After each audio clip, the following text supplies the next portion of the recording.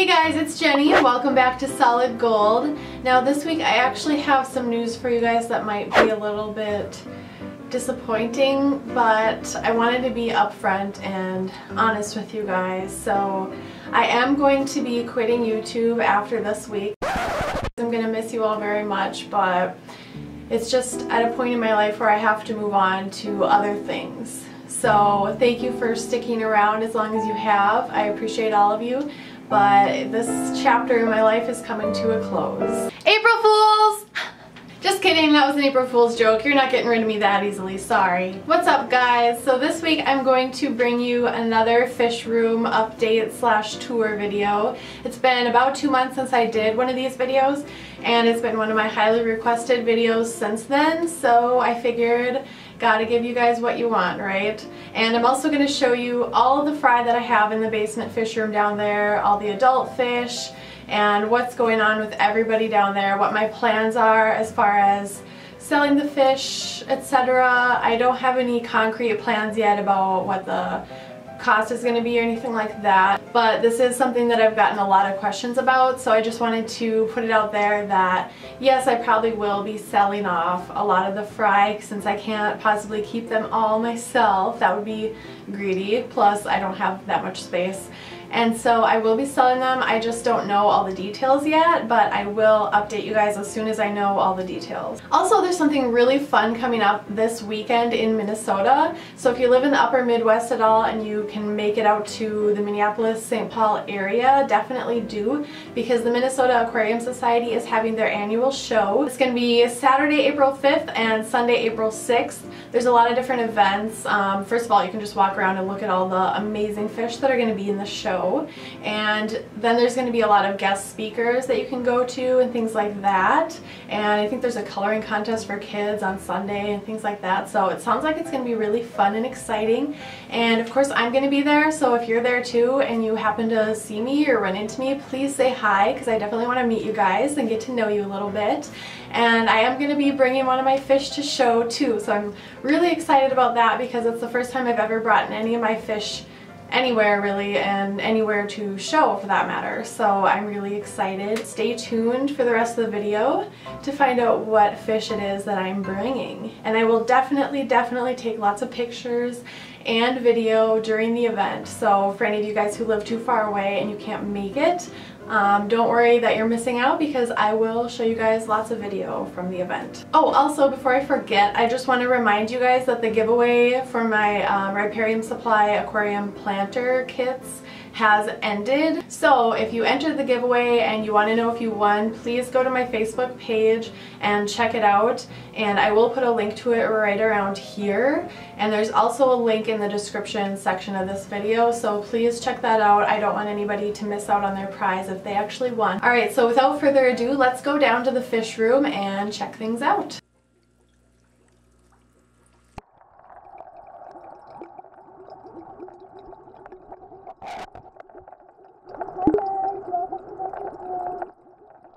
Here we are in the basement in my fish room, and you can see kind of the general overview right now. And here's my 55-gallon tank. Here's my 40-gallon breeder tank, my 127-gallon tub, and my 60-gallon tub. Starting over here with the 55-gallon tank, these are my Ghost Bristol babies. They're about, gosh, I don't even know how old they are now. I want to say maybe 4 months old. Yeah, that's probably right. And one of them in there is just a beast. He's just a huge thing compared to the other ones. But most of them are around 1.5 inches in length. I think as of my last count, there were 30 or 35 or so left after all the culling. I don't know what it is, but with the Ghost Bristols, I've been dealing with a lot of weird fin issues that I haven't had with the butterfly fry. So I'm not really sure why that is, but it could be that they were just too crowded at first, and I just needed to keep them in a bigger aquarium from the very beginning, because I think that's something that I've done better with the butterfly fry, so maybe that was the issue with these guys. But once the fins kind of scarred like that. They never healed right. So I ended up having to cull those ones too. But all the ones that are left I'm really happy about.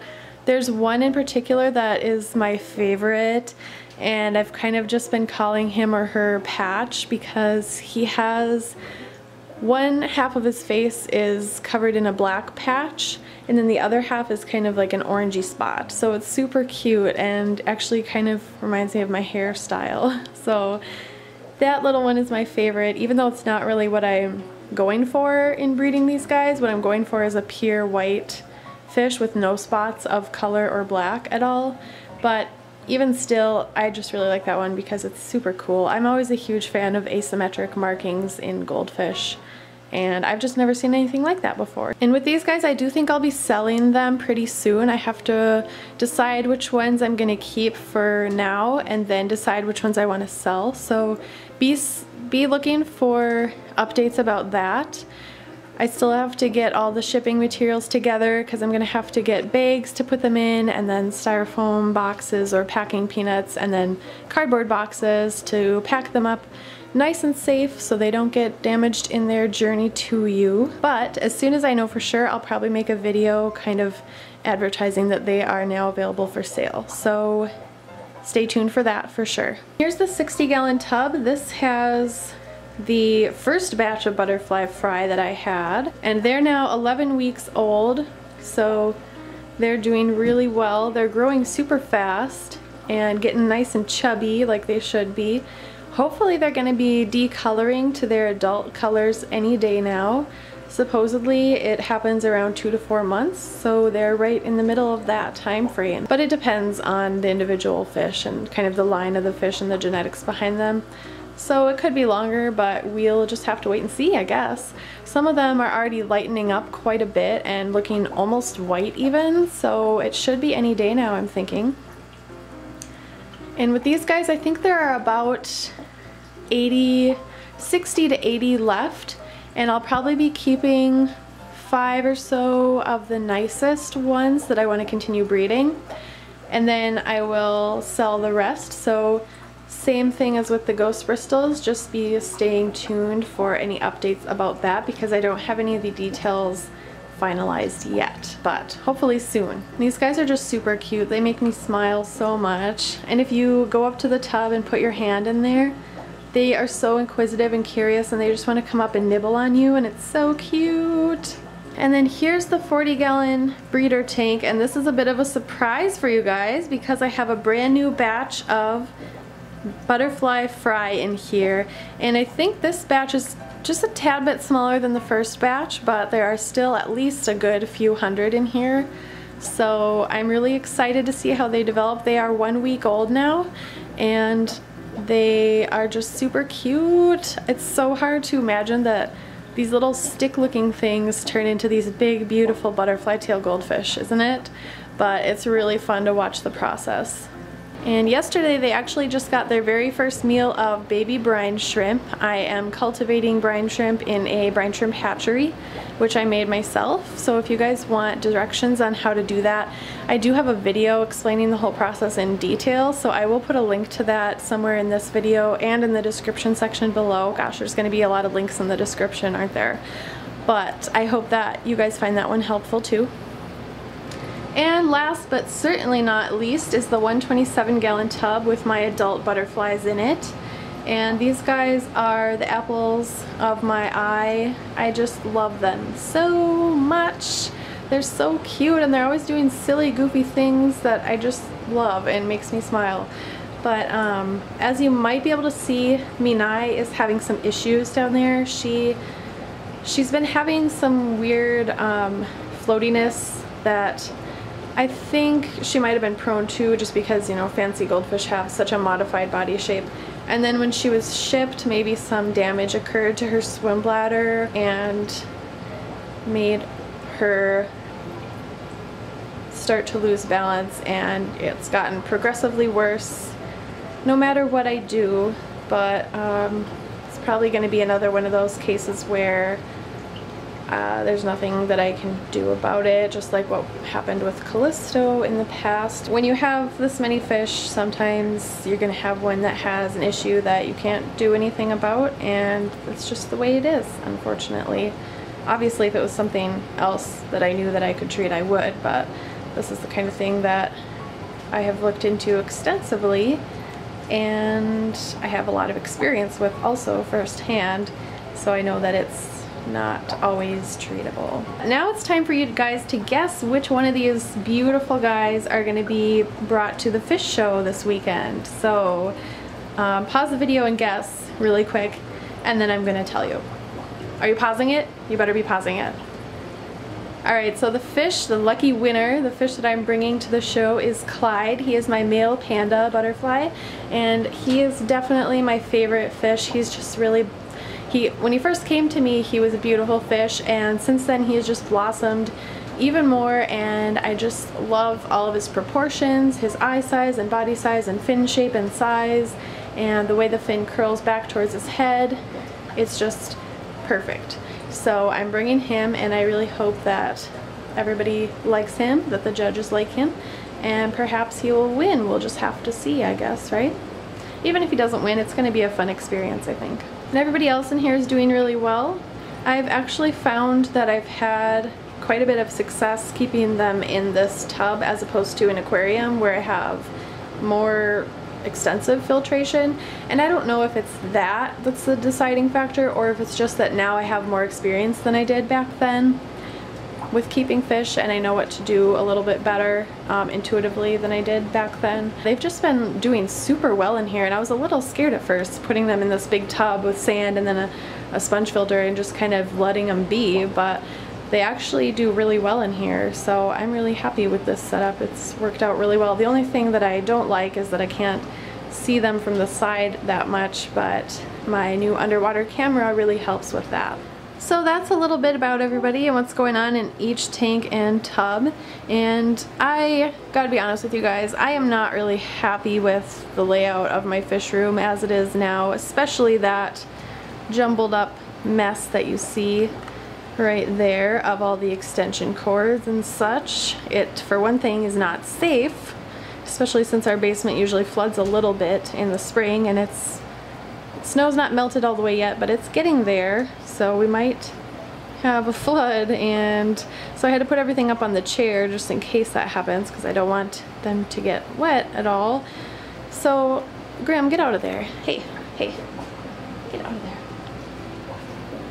So I'm not really, and also I just think that this isn't the best use of the space. I think that if I coordinated a little bit, maybe built some shelves, I could use this space much more effectively and have room for even more fish so that I could breed even more of them and store the babies for until they're old enough to sell and then ship them out to you guys. I'm just not loving this layout. It's not super effective, and I have plans in the works that I would like to do. I would like to get another 127-gallon tub and put them along this wall, actually, side by side near the ground, and then build a rack above them where I can have 3 or 4 40-gallon breeder tanks kind of put vertically so that you'd be looking in through the end of them instead of looking in through the side, just so that it doesn't take up as much space and I can put more of them in the space. But those would be perfect for raising fry in from the time they are eggs to the time they're several weeks old. And then over here I would put a 60-gallon tub near the floor and then build a rack for another 60-gallon tub to go above it. So again, that would be a much better use of the space. I'd be using more of the vertical space to be able to house even more fish so that I can breed even more fish.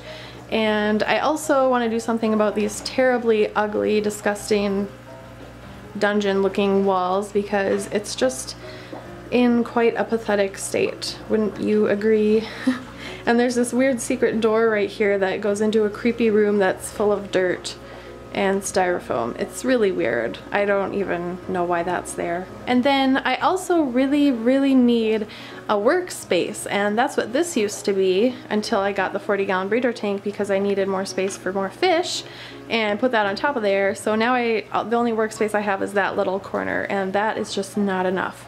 As it is now, I am standing to do all of the observing the baby fish and culling out the bad ones. So I'm standing to do all that, and it's just really hard on my feet because of this lovely concrete floor that we have down here.